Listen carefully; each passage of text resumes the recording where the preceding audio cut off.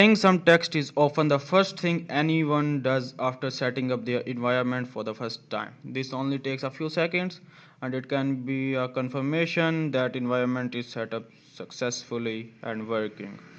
Hello world seems to be the most common thing to say when writing these programs. I am going to stick with that tradition here, but feel free to add any message you like. Anyway, you can create a simple hello world program by using Python's print function to output the text hello world to the screen. So just type ideally, open it. Once it open, you will see an editor like that.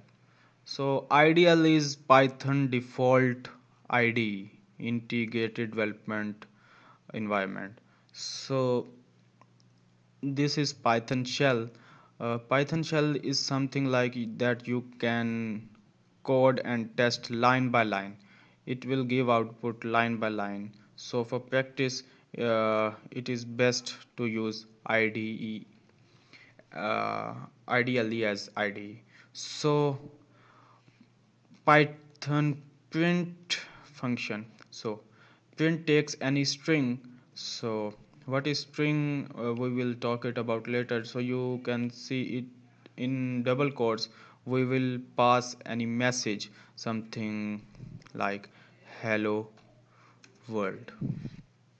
So when we press enter, it will give us hello world. So any message you type in that double quotes, it will print that out. So let's try some adding other message.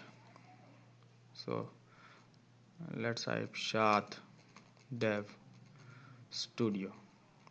So click enter and you will see it's giving us Shad Dev Studio. So this is we are saying it in Python shell. So to save this file, you have to create new Python file and just save this as hello world, and extension will automatically as .py for Python. You I have to save it on my desktop. Just save it and just same code here as Python hello world. So just you can also compile it from here, or you can also press F5. So you can see it's giving us hello world. This one is to check line by line, but if you are using in Python, but here you can first write your whole code and then you can compile it and sees output collectively.